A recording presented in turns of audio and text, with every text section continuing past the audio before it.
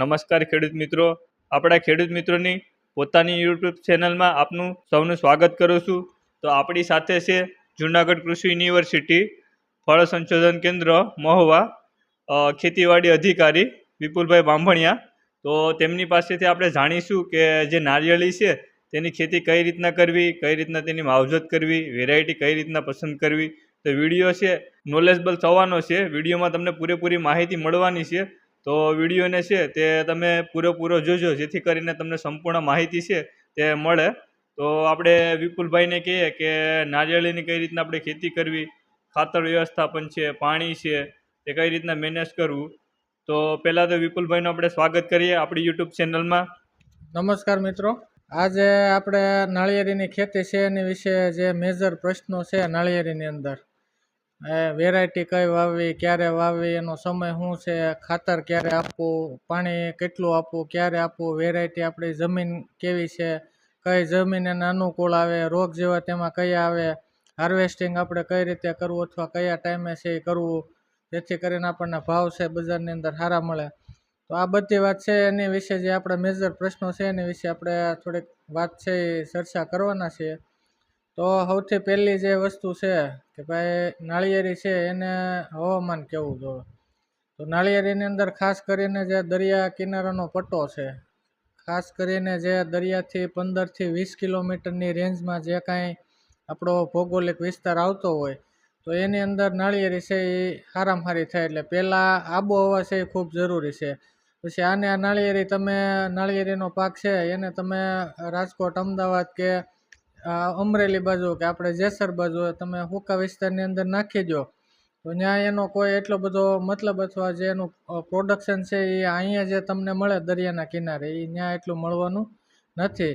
કારણ કે નાળિયેરી છે એ પાણી અને ભેજનો પાક છે ને ભેજની અંદર એ ખાસ વાત કરીએ તો એના જે પોલન છે કે નર જે એના છે નાળિયેરીના, એ દરિયાકાંઠાનો જે ભેજવાળો વિસ્તાર છે એની આસપાસ આપણો જે પોલન છે એના નર જે છે, ફૂલ જે એનું ખીલે છે એની અંદરથી જે નર નીકળે છે એ પોલિનેશનની પ્રક્રિયા છે એમાં બહુ મોટો રોલ હોય છે નાળિયેરીની અંદર. એટલે ખાસ જે ભેજવાળું વાતાવરણ છે ને એ એના મેલ જે પાર્ટ છે અથવા જે પોલન છે એને વધારેમાં વધારે સપોર્ટ છે એ કરતું હોય છે. એટલે અહીંયા જે દરિયાકાંઠાનો વિસ્તાર હોય એમાં એ વિસ્તારની અંદર અથવા 15-20 કિલોમીટર, 25 કિલોમીટરની જે રેન્જ છે એમાં તમને સારામાં સારું પ્રોડક્શન મળે. એનું કારણ જ એ છે કે જે પોલન છે એ અહીંયા 3 થી 4 દિવસ વાયેબલ રહેતા હોય છે. અને નાળિયેરી છે એ ક્રોસ પોલિનેટેડ પાક છે. તો એ પાક છે એને આપણે ખાસ કરીને જોઈએ તો વધારેમાં વધારે પોલન છે એ આ વિસ્તારની અંદર મળતા હોય છે. એટલે લૂમ છે ત્યાં વધારે સેટ થાય. સૂકો વિસ્તાર હોય એમાં પોલન છે એ 2 કલાક, 5 કલાક એવા જીવતા રહેતા હોય છે વાયેબલ. તો એ જેવું બહાર નીકળે એટલે તડકાનું અથવા જે વાતાવરણ છે સૂકું એના હિસાબે સુકાઈ જાય. એટલે પોલિનેશન એટલે જેને આપણે ફલિનીકરણની પ્રક્રિયા કહીએ છીએ એ પ્રક્રિયા નથી થતી, ઓછી થાય છે જેમ તમે દરિયાથી દૂર જાઓ એમ. એટલે જે નાળિયેરની લૂમ છે એ ખરવાના અને ફૂલ જે આપણું છે કે ભાઈ નાળિયેર છે એ ઝીણા ઝીણા થઈને ખરી જાય તો એની પાછળ મેન કારણ છે એ આ હોય છે કે ભાઈ દરિયા કિનારે જ નાળિયેરી મુકામ વધારે સારી થાય. તો એની હારે આ સીધો નિસ્બત રાખે છે. ઘણા બધા ખેડૂત છે તે મૂંઝવણમાં હોય છે કે ભાઈ વેરાયટી છે તો વેરાયટી અત્યારના સમયમાં કઈ પસંદ કરવી. અત્યારે જોવા જઈએ તો ઘણી બધી વેરાયટી છે, તો વેરાયટી કઈ રીતના સિલેક્ટ કરવી. વેરાયટી વિશે આપણે વાત કરીએ તો માનો કે આપણે જે વિસ્તાર હોય આપણો અથવા જેવી આપણી પાસે સગવડતા હોય, પાણી છે, તમારી જમીન છે, કઈ રીતે એ બધું અનુકૂળ આવે છે, જે આપણે વાતાવરણની વાત કરી તો એની અંદર આપણને કઈ રીતે બધું અનુકૂળ બેસે છે એ પ્રમાણે આપણે વેરાયટી છે એ સિલેક્ટ કરવી જોઈએ.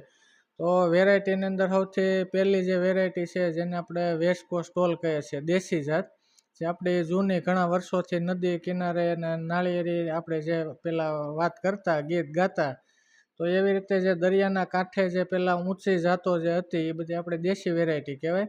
તો આ જે દેશી વેરાયટી છે એ આપણે ખાસ કરીને જ્યાં થોડુંક પ્રતિકૂળ વાતાવરણ હોય, માનો કે આપણે જે વાત કરીએ આગળ કે ભાઈ 15થી 20 કિલોમીટરનો જે પટ્ટો છે દરિયાકાંઠાનો એમાં સારી થાય.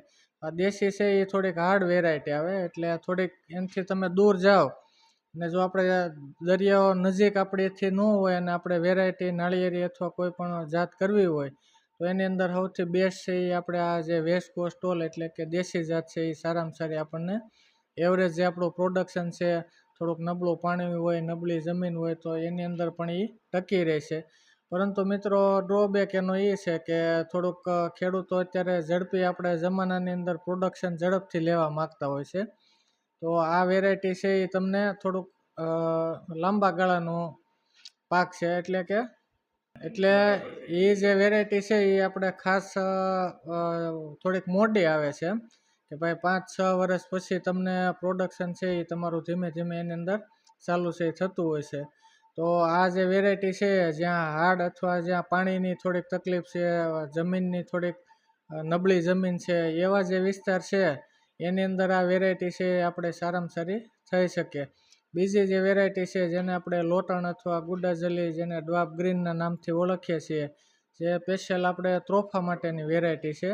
તો આ વેરાયટીની અંદર આપણે ખાસ જોવા જઈએ તો આમ આપણે કહીએ કે હલકી જાત કહેવાય કે જે બહારનું જે વાતાવરણ છે એની અસર એની ઉપર તરત થતી હોય કે આજે તમે પાણી એનું જે ઉનાળાની અંદર રેગ્યુલર આપતા હોય અને થોડુંક કંઈ જો એમાં તમારે ભૂલચૂક થાય અથવા એક પિયત તમે નથી આપ્યું તો એની અસર છે એ ફળ ઉપર તમને તાત્કાલિક દેખાડશે. એટલે કે સસેપ્ટેબલ સહનશીલ ન કરી શકે એવી થોડીક જાત છે જે આપણું વાતાવરણ છે ખરાબ પાણી છે એની સામે બહુ ટકી નથી શકતી અને ખાસ કરીને રોગ અને જીવાત એનું અત્યારે આમ જોઈએ તો એનું ઘર પણ કહેવાય કે ભાઈ સફેદ માખી છે ઘણા બધી જેવી આપણી નવી જીવાતો જે આપણે આયાત કરીને લાવ્યા અને સાથે આવી તો એની અંદર પણ ખૂબ આ વેરાયટી સસેપ્ટેબલ છે. એટલે રોગ જીવાત અને એના જે પ્રશ્નો છે અને તાપમાનના પ્રશ્નો કે ઘણીવાર દિવસ અને રાતના તાપમાનમાં જો ફેરફાર આવે તો આ વેરાયટીની અંદર આપણે એને પાડા નાળિયેર કહેતા હોઈએ કે ભાઈ નાળિયેર છે એમાં કાચલી નથી બનતી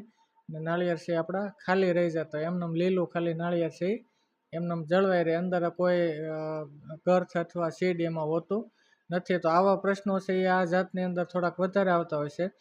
પરંતુ આના જે સારા ગુણ છે એની અંદર આપણે ખાસ કરીને જોઈએ તો અર્લી વેરાયટી છે એટલે ઝડપથી આપણે 2.5-3 વર્ષમાં જો સારી માવજત હોય તો આપણને પ્રોડક્શન આપવાનું ચાલુ કરી દે છે. અને આનું જે નાળિયેર છે એ ખાસ આપણે ત્રોફા માટે એટલે કે પાણી એનું મીઠું હોય છે એટલે 5-6 મહિનાનું નાળિયેર તમે કાચું ઉતારી લો તો પ્રોડક્શન પણ આપણને સારામાં સારું આની અંદરથી મળતું હોય છે. તો આ થઈ લોટણ અથવા ગુડાજલીની વાત. હવે જે વેરાયટી આપણી આવે છે એની અંદર આપણી 2 હાઇબ્રિડ વેરાયટી આવે છે કે T/D અને D/T.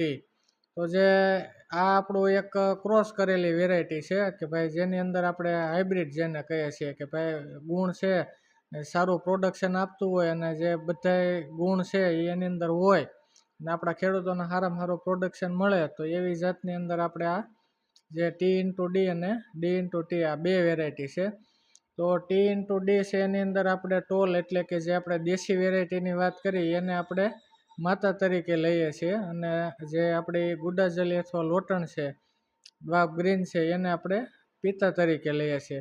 એટલે આના જે નર છે એ આપણે કાઢી અને આ જે હાઇબ્રિડાઇઝેશનની આખી પ્રોસેસ છે એ આપણે ફિમેલ તરીકે દેશી નાળિયેરીને લઈને એની ઉપર આખી પ્રોસેસ છે કરતા હોઈએ છીએ અને એની અંદરથી જે આપણું 11-12 મહિને જે પાકેલું નાળિયેર તૈયાર થાય બધી પ્રોસેસ કમ્પ્લીટલી સાવચેતીથી કર્યા પછી જે નાળિયેર મળે એ આપણને T/D હાઇબ્રિડ નાળિયેર છે એ મળતું હોય છે. એવી જ રીતે આપણું એનું ઊંધું કરો કે ભાઈ D/T. તો ડી છે એ આપણી ડ્વાર્ફ વેરાયટી છે જેને આપણે લોટણ કીધી છે.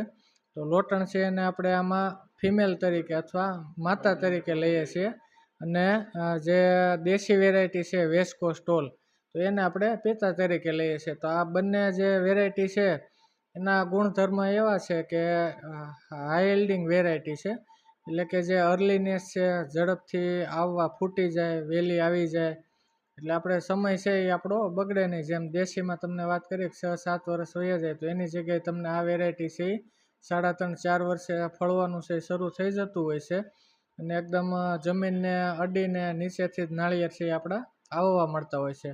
તો આ જે હાઇબ્રિડ વેરાયટી છે એની ખાસિયત છે ને એની અંદર આ 2 આપણે ગુણ છે એ બધા ઉમેરેલા હોય. એમાં દેશીના પણ ગુણ આવે જે હાર્ડનેસ છે થળિયું જાડું થાય બરોબર. ગાંજો આપણો જે ઉપરનો હોય એ મોટો થાય, કોતળો મોટો નીકળે, નાળિયેર છે એ સાઇઝમાં સારું થાય, ટોપરાની કન્ટેન્ટ છે એ સારી રહે, તેલની ટકાવારી સારી રહે. તો એ બધા ગુણ છે એ આપણા દેશીમાંથી આવતા હોય છે. અને જે અર્લીનેસ છે એટલે કે ઝડપથી જે ફૂટી જાય છે, તો એ બધા જે ગુણ છે અને મીઠું પાણી છે, તો આ બધા જે કેરેક્ટર છે એ બધા આપણે લોટણ નાળિયેરીમાંથી આવતા હોય છે. એટલે આ બે રીતે આપણે ક્રોસ કરીને આ વેરાયટી છે એ આપણે બનાવતા હોઈએ છીએ. અને ખેડૂતોને અત્યારે હાલમાં સારામાં સારું પ્રોડક્શન પણ આપી રહી છે આ હાઇબ્રિડ જાતો. બરોબર. તો આ જે છે ચાર જે આપણી અહીંની આપણા ગુજરાતની જે વેરાયટીઓ છે, જેની અંદર આપણે આ વેરાયટીઓ કરીએ છીએ, ઘણી બધી બહારની પણ વેરાયટીઓ છે. પણ જેમ આપણે વાત કરીએ કે જે આપણું વાતાવરણ હોય અથવા જે આપણી જમીન છે અથવા જે કોઈ આપણું લોકલ જે આપણી જગ્યા છે, ત્યાંનો જે રોપા અથવા એની જે વેરાયટી હોય એ આપણને વધારેમાં વધારે સારું પરફોર્મન્સ છે એ બહારની વેરાયટી કરતાં વધારે પરફોર્મન્સ આપતી હોય છે. એટલે આપણી ચાર જાતો છે. તો આમાંથી આપણું જે કાંઈ આપણું જરૂરિયાત છે અથવા આપણી જમીન પાણી આપણને જે તમને આગળ વાત કરી એ રીતે કે એ પ્રમાણે આપણા જે સેટની અંદર બંધ બેસતી હોય એ વેરાયટી છે એ આપણે સિલેક્ટ છે એ કરવી જોઈએ આ ચારમાંથી. તો વિપુલભાઈ આપણે વાત જણાવી કે ભાઈ વેરાયટી કઈ રીતના પસંદ કરવી. વેરાયટીને અલગ વેરાયટી પ્રમાણે ખાસિયત છે, અલગ અલગ વિસ્તાર પ્રમાણે. હવે વાત કરીએ કે આપણે જે બગીચો છે તે 4 થી 5 વર્ષનો થાય છે, તો જ્યાં સુધી તેમાં આપણે કોઈ પણ પાક છે તે વાવેતર કરતા હોય, તો તે પાકનું વાવેતર કરવું જોઈએ કે ન કરવું જોઈએ? આંતરપાકની અંદર નાળિયેરીની અંદર 3-4 વર્ષ જ્યાં સુધી આપણને સૂર્યપ્રકાશ મળે છે અથવા નાળિયેરીની અંદર જ્યાં સુધી ખુલ્લું ખેતર છે ત્યાં સુધી આપણે ફિલ્ડના બધા જ પાકો જેવા કે ડુંગળી છે, માંડવી છે, બધાય પાકો આપણે એની અંદર જ્યાં સુધી છાંયો ન પડે ત્યાં સુધી આપણે લઈ શકીએ છીએ. અને એની પછીનો જે આપણે 3જું 4થું વર્ષ કે 5મું વર્ષ થોડો ઘેરાવો થઈ જાય ને પછી જો આપણે વાવેતર કરવું હોય તો જે પાકોને છાંયાની જરૂર પડતી હોય, જેની અંદર જેમ કે આપણે ધાણા છે લીલા, પછી આપણે બહુસ્તરીય જે પાક પદ્ધતિથી વાવેતર કરતા હોઈએ તો એની અંદર હળદર છે, પોપૈયા છે, બરોબર, બીટલ વાઇન છે, કાળા મરી છે, તો આ બધાય પાક છે એ પણ નાળિયેરીની સાથે આપણે આંતરપાક તરીકે.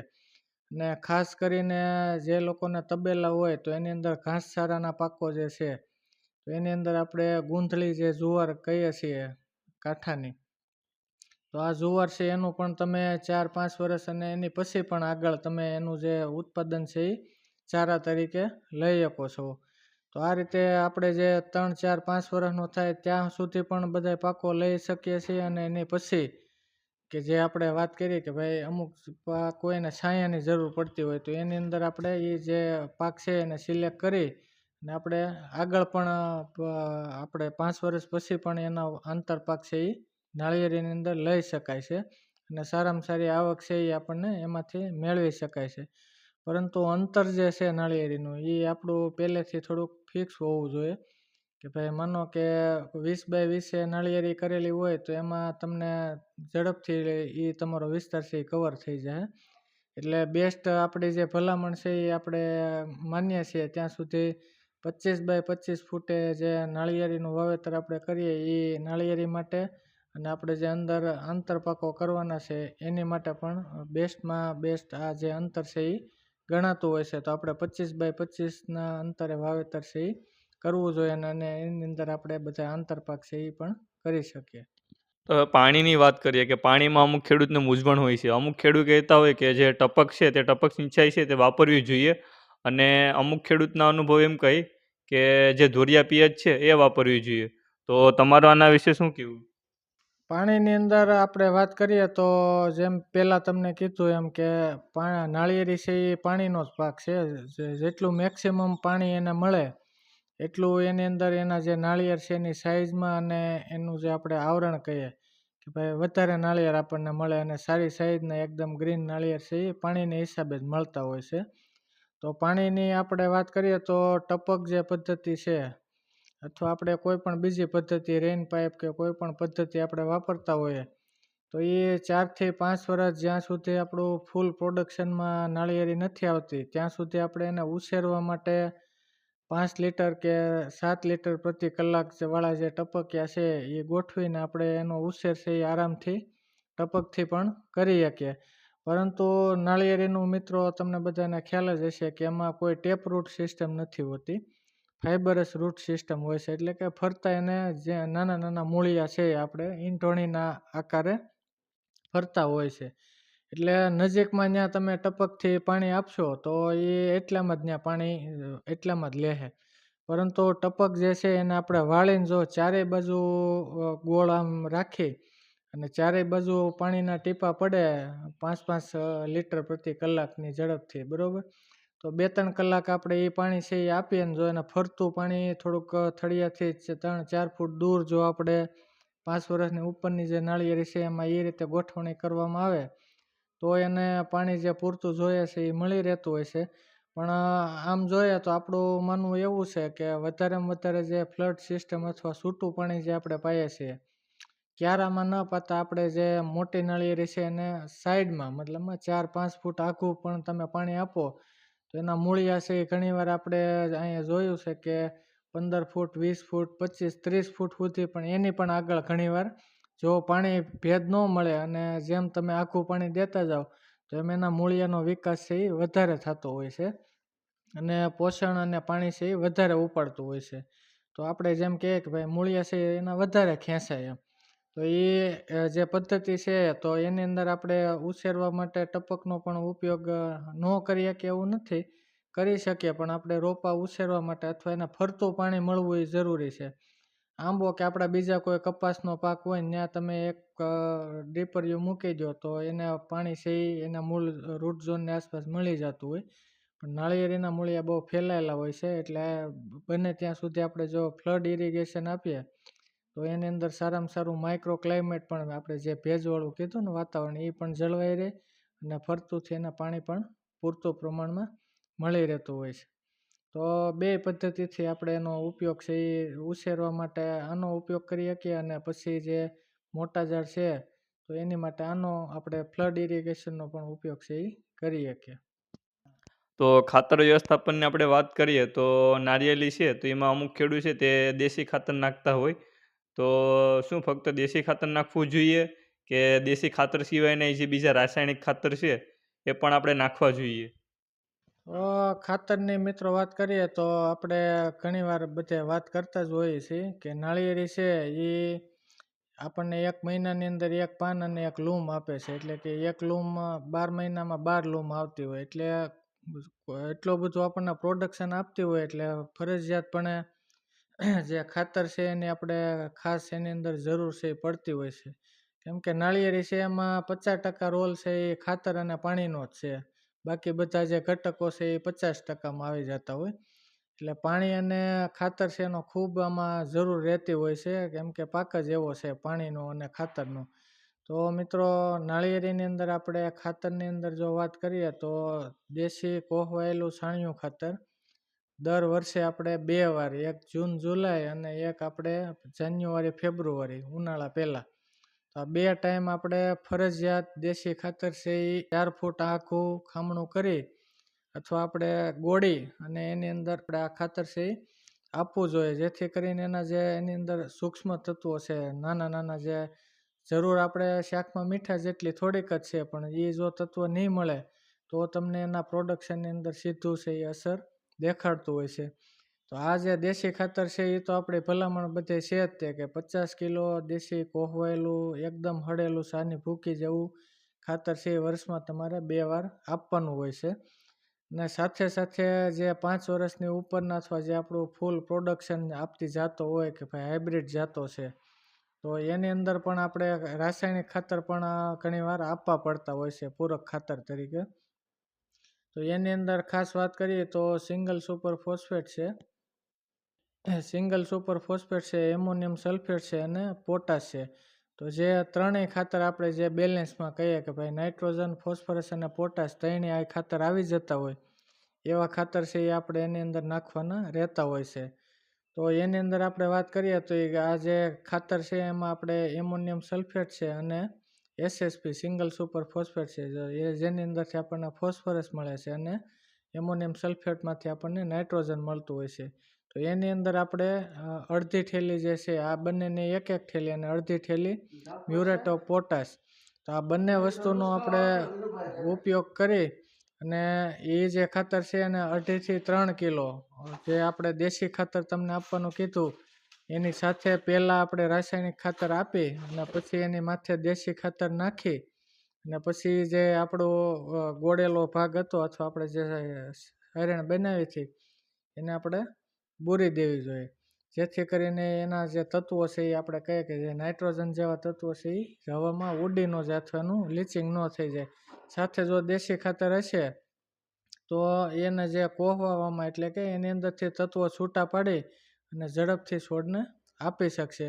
એટલે દેશી ખાતર અને રાસાયણિક ખાતર જ્યારે પણ આપણે નાખવાનું થાય ત્યારે આપણે સાથે જ નાખવું જોઈએ. પણ જે રોપા છે એકથી આપણા જે આ સુધી જે પ્રોડક્શન ચાલુ નથી થયું તો એની અંદર આપણે ખાસ કરીને દેશી ખાતર છે એ 10 કિલો 15 કિલો જે કોહવાયેલું છે એ પણ આપણે આપવું જોઈએ, જેથી કરીને એનો વિકાસ થાય. અને પછી આપણે પાછળના જે 5 વર્ષ પછીનો જે ભાગ છે એની અંદર આપણે વર્ષ વાઇઝ આ પ્રમાણે 2.5-3 કિલો 2 વર્ષમાં 2 વાર એટલે કે આ જે ત્રણેય ખાતર કીધા મિક્સ કરીને આપણે રીંગની અંદર આપવા જોઈએ. તો આપણું પ્રોડક્શન છે એ જેવું છે એવું જળવાઈ રહેતું હોય છે. અને ખાસ બીજા જે માઇક્રો તત્વો છે એની પણ આની અંદર જરૂર પડતી હોય છે. તો એની અંદર આપણે જે મિક્સ માઇક્રો ન્યુટ્રિયન્ટના જે ગ્રેડ હોય છે 4 નંબર 5 નંબર છે બધા ગ્રેડ જે આવે છે તો એની અંદર મોટા ભાગના આપણે ઝીંક છે, પછી બોરોન છે, લોહ તત્વ છે, તો આ બધા તત્વો જે 5 તત્વો છે એની અંદર આવી જતા હોય છે. તો આપણે વર્ષમાં 1-2 વાર જો વોટર સોલ્યુબલ પાવડરના ફોર્મમાં મળતું હોય તો એ પણ સાથે એકવાર આપી દેવું જોઈએ, અથવા પાણીની પીએચ સાથે પણ તમે જે લિક્વિડ ફોર્મ્યુલેશન આવે છે એ તમે પાણી સાથે પણ વર્ષમાં 2 થી 3 વાર આપી દે અથવા એનો છંટકાવ કરીએ તો પણ મિક્સ જે આપણા માઇક્રોન્યુટ્રિયન્ટ છે એની પૂર્તિ છે એ આ રીતે આપણે કરી શકીએ. અને વધારે તો આની અંદર આપણે ખાસ બોરોન તત્વનો રોલ છે એ પણ વધારે રહેતો હોય છે. કારણ કે બોરોન જે તત્વ છે એ આપણું જે આપણે વાત કરીએ કે ભાઈ જે એના નર છે પોલન, તો એ પોલનની અંદર જે નર બને છે એ અથવા જે મેલ અને ફિમેલ જે આખું આપણું ફૂલ છે એમાં જે આપણા કાંઈ વેજીટેટિવ અથવા જે રિપ્રોડક્ટિવ પાર્ટ છે જેમાંથી નાળિયેર બને છે બરાબર, તો એ જે બનવા માટે અથવા પોલન બનવા માટે બોરોન છે એ ખૂબ જરૂરી તત્વ છે. એટલે એનો પણ આપણે વર્ષમાં 2 થી 3 વાર ઉપયોગ છે એ કરવો જોઈએ.